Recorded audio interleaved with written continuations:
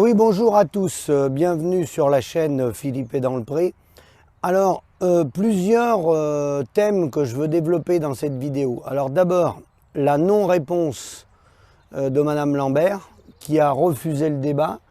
Donc tous les responsables agricoles, FNSEA, c'est pas la première fois que ça arrive.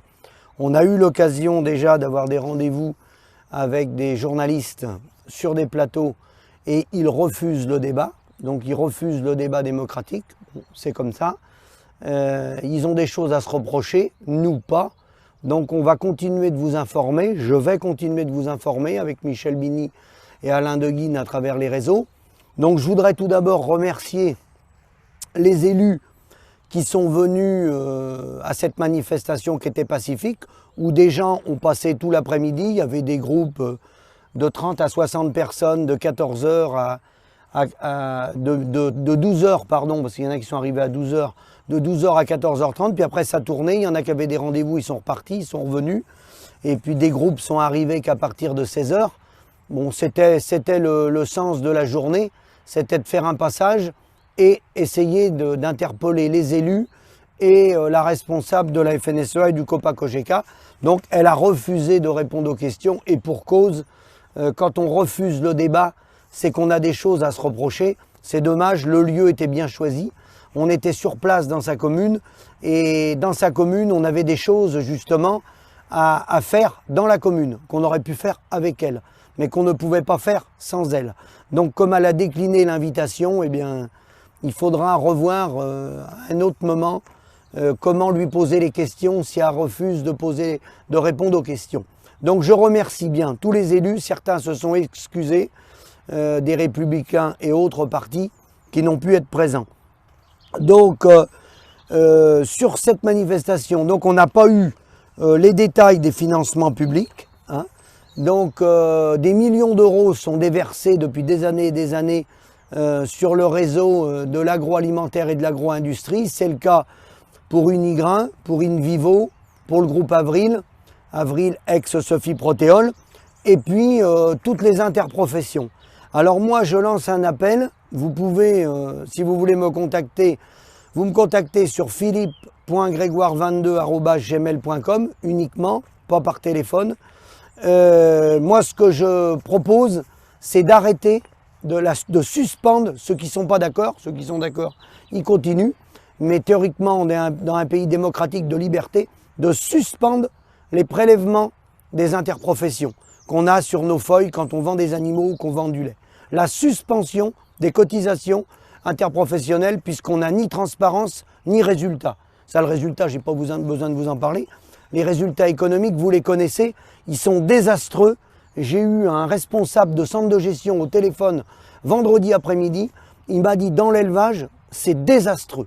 Les résultats sont catastrophiques. Donc, on n'invente rien. C'est bien la réalité des choses. Donc,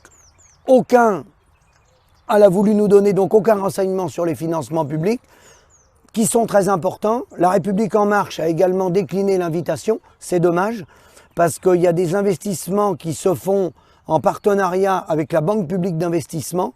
À une époque, avant la République En Marche, il y a eu des financements importants pour la mise en route des biocarburants, donc des millions d'euros, hein, pris sur le dos des Français, hein, sur les impôts des Français.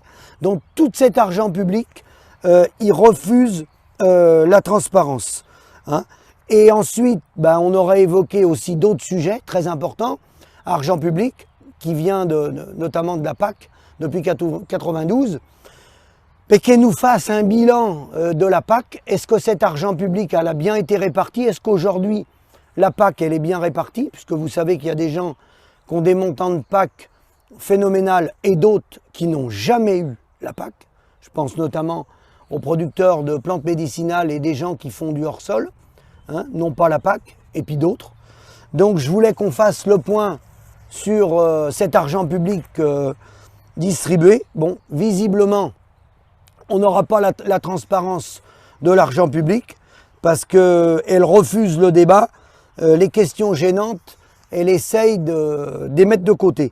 Donc, pour ce qui me concerne, pour aujourd'hui, on va avancer à petits pas.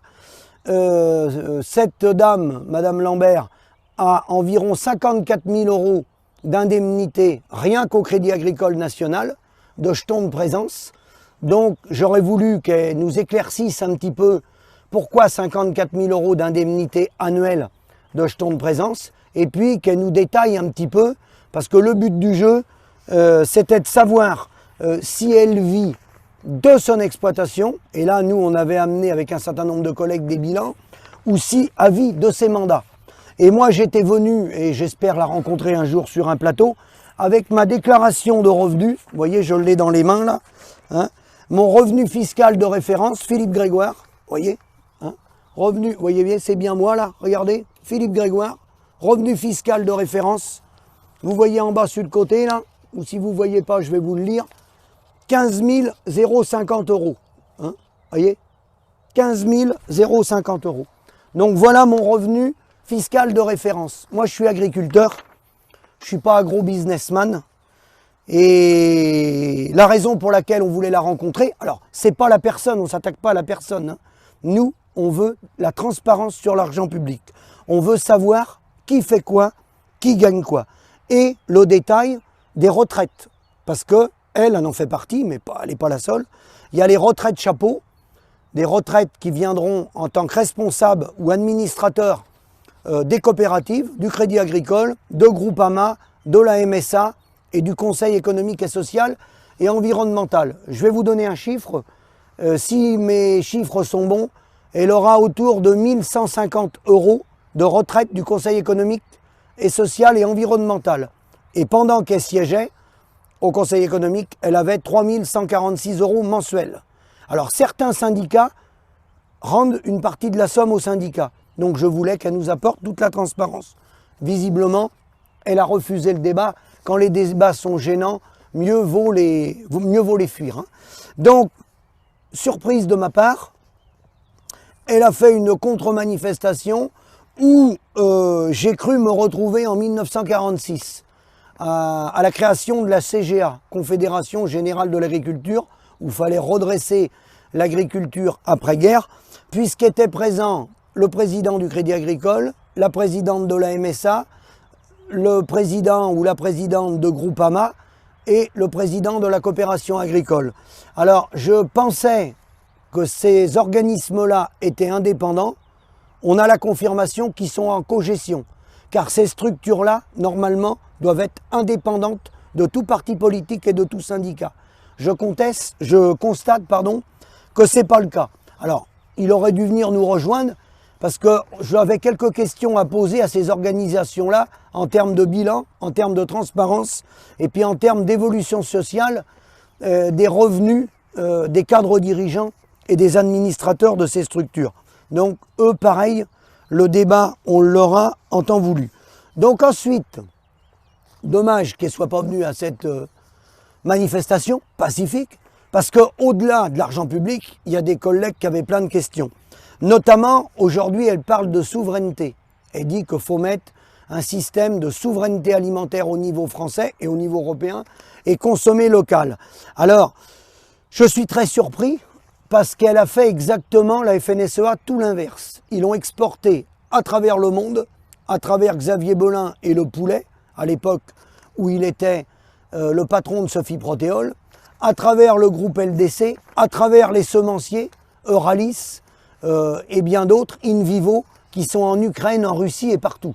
Donc, ils prônent le local et ils ont fait tout l'inverse. Donc là, ils veulent faire croire aux paysans qui vont arriver en grands sauveurs et qui sont là et qui pensent aux paysans français. Non, ils ont fait un business. Non, ils ont fait un business pendant plus de 40 ans et malheureusement, ils n'ont pas défendu des paysans. Ils sont rentrés dans les conseils d'administration et ils ont défendu Unigrain, Avril, Sophie Protéol qui est devenue Avril, le groupe InVivo et la coopération agricole. Donc la responsabilité du modèle économique, elle est tout entière. Alors aujourd'hui, dans cette intensification de l'agriculture, dans ce modèle économique qui a toujours été pour produire plus, jusqu'à modifier la génétique des animaux pour faire tourner l'agro-industrie, l'agroalimentaire, surtout les coopératives qui livrent des aliments. Vous voyez aujourd'hui le résultat du modèle économique, Certains l'avaient dit en leur temps, à l'époque de l'appli, Pascal Massol l'avait dit dès 2009. Vous voyez le problème de la grippe aviaire. Donc la grippe aviaire, que se passe-t-il avec la grippe aviaire? C'est un scandale absolu. Quand un agriculteur retrouve un animal dans son exploitation au bout d'un jour ou deux, qui est dans une parcelle éloignée, il va être embêté par les services de l'État. Là, on enterre des millions d'animaux. Des millions d'animaux. Hein. Ils font des trous dans les exploitations et ils enterrent des millions d'animaux. Hein. Alors derrière, je peux déjà vous dire ce qui va se passer. Hein. Un business va se créer derrière, je vous rassure. Il va se vendre des vaccins. Les vaccins, ça va rapporter à qui? Au labo et au veto. Ça, je vous annonce la couleur comme ça. Déjà, vous ne pourrez pas dire que je suis dans le complot. C'est à peu près ça qui va se dessiner. Vous allez voir ce qui va se passer. Alors, au niveau de la grippe aviaire, qui va payer les conséquences? L'État va prendre en charge le chômage partiel. L'État va aider les entreprises. LDC, Terrena, les abattoirs, etc. Et le paysan, il va repartir? Beaucoup vont pas repartir. Et je vais vous dire, ceux qui peuvent faire autre chose, pas repartir, faut mieux pas repartir. Parce que vous êtes là, les gars, pour engraisser les bras de l'agroalimentaire. C'est tout. On est là juste pour engraisser la coopération agricole ou les groupes privés qui ont monté des holdings. Oui, je vous rappelle qu'en termes de grippe aviaire, la variable d'ajustement, ce sont les producteurs de volailles. 2 paysans se sont suicidés cette semaine en Vendée. Donc la variable d'ajustement, la chair à canon, c'est ni les industriels, ni les techniciens, ni les gens qui accompagnaient Madame Lambert à travers les différentes structures, c'est le paysan qui botte 7 jours sur 7. C'est celui-là qui est la chair à canon et qui se suicide. On souhaite la mort à personne. Mais force est de constater que les gens qui passent à la trappe, ce sont les paysans. Avec une ignorance et un silence d'enfer. Et pour cause. Il faut préserver, comme dirait mon copain Michel Bini, la gamelle financière. Surtout. Il faut bien protéger son petit précaré puis sa gamelle. Surtout pas de redistribution. On s'engraisse, on continue de s'engraisser. Sur le dos des producteurs de volailles concernant la grippe aviaire. Donc ensuite, dernièrement, deux dernières remarques. Elle nous dit, Madame Lambert, qu'il faut produire plus. Vous avez vu d'ailleurs la cogestion, vous pouvez la voir en temps réel. Il faut supprimer les jachères, se remettre à cultiver les jachères pour produire plus. Alors moi, je suis contre. Ma réponse, c'est non. Ça peut être oui et non. Mais je vais mettre non d'abord et oui après. Oui à une condition. C'est que les producteurs soient rémunérés. L'ensemble des producteurs. Pas que les gens qui font les céréales, les éleveurs. Et là, ce n'est pas le cas. C'est une augmentation des volumes sans garantie de rémunération. Donc la réponse est non. Le deuxième sujet que je voudrais aborder, auprès de chez moi dans les Deux-Sèvres, ce week-end, il y avait des manifestations pour les bassines. Alors tout le monde lève les bras pour manifester pour les bassines. Donc les bassines, c'est quoi le problème des bassines? C'est l'irrigation pour produire plus. Pareil, je suis contre. L'irrigation, je suis pour, à une condition. C'est que ça serve à arroser des plantes ou maintenir l'alimentation pour nourrir les animaux et que la production agricole soit consommée sur la France et en local, sur les territoires. Mais faire des bassines pour pomper dans la nappe, pour irriguer du maïs, pour livrer du lait à Sodial, pour exporter de la poudre de lait au Burkina Faso, c'est non. Non et non. C'est produire avec un revenu, sans prendre dans les nappes. Stocker l'eau d'hiver, oui, sur les bassins versants, on peut stocker l'eau l'hiver. Ça, il n'y a pas de problème. Mais une fois qu'on a dit ça, on n'a pas résolu tout le problème. Stocker l'eau, oui, mais pour arroser quoi? Et pour en faire quoi? Et pour valoriser qui? Si c'est pour valoriser tout ce qui tourne autour, les marchands de matériel et comme d'habitude les coopératives qui vont vendre les semences, la réponse c'est non. C'est un contrat gagnant-gagnant où le producteur il a un revenu. Et là le producteur il n'a pas de revenu. Les éleveurs, j'en parle même pas. Hein? Moi l'irrigation je la connais, je la pratique, je l'ai pratiquée. Et maintenant, moins je vais arroser, mieux je vais me porter. Parce que moi enrichir les autres, stop. Stop. Vous avez vu mon revenu de référence? 15 000 euros, 15 050. Donc, dans les semaines et dans les mois à venir, on vous donnera le revenu de référence des gens qui nous donnent des ordres. Donc, je vous ai déjà dit, elle a environ 54 000 euros du Crédit Agricole National, que du Crédit Agricole National. Donc, j'attends qu'elle nous apporte la transparence sur les indemnités du COPA-COGECA, de la FNSEA, des commissions auxquelles elle participe, Vivea probablement, encore, Chambre d'agriculture, j'en passe et des meilleurs.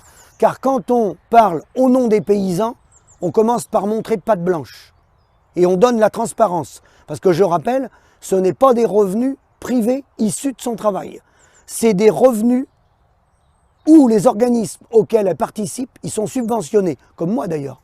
Parce que moi, dans mon revenu, j'ai des subventions de la PAC. Et quand je me suis mis aux normes, j'ai eu des subventions. C'est les Français qui ont payé pour moi, pour que je me mette aux normes. Donc on doit montrer patte blanche et la transparence. Voilà. Donc c'était une réaction. On fera d'autres vidéos. On vous tiendra informés. Ils refusent le débat, c'est pas grave. Le débat, rassurez-vous, il y a des journalistes qui nous contactent. On va faire le débat sans elle. Ça va se dérouler sans elle. C'est pas un problème. Elle veut pas répondre. Quand on veut pas répondre, c'est qu'on a des choses à se reprocher. Nous, on n'a rien à se reprocher. Nous, on est des paysans. Nous, on est subventionnés par personne. On est indépendants. À ma manifestation, des gens de la coordination rurale sont venus. Ils ont été accueillis. La Confédération paysanne n'est pas venue et pouvait venir. Tout le monde était accueilli. J'avais simplement dit pas de drapeau. Pas de drapeau, pourquoi? Pas de récupération. Parce que les gens qui sont dans les départements sont des gens qui donnent du temps. La plupart du temps, gratuitement.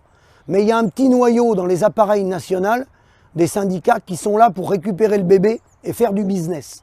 Donc nous, on n'est pas là pour récupérer les bébés et faire du business. C'est la raison pour laquelle j'ai interdit les drapeaux. Mais les gens qui étaient syndiqués pouvaient venir. Tous ceux qui étaient présents ont eu la parole. Je dis bien, tous ceux qui étaient présents ont eu la parole. Et il y aurait eu des gens de la FDSEA, il avait le micro. Le micro était ouvert à tous. C'est le débat démocratique qui fait avancer les choses. C'est la diversité d'opinions qui fait évoluer la société et non la pensée unique. Et Madame Lambert est dans la pensée unique. Et c'est plus grave, c'est qu'elle perçoit des fonds publics, elle refuse la transparence et elle refuse le débat.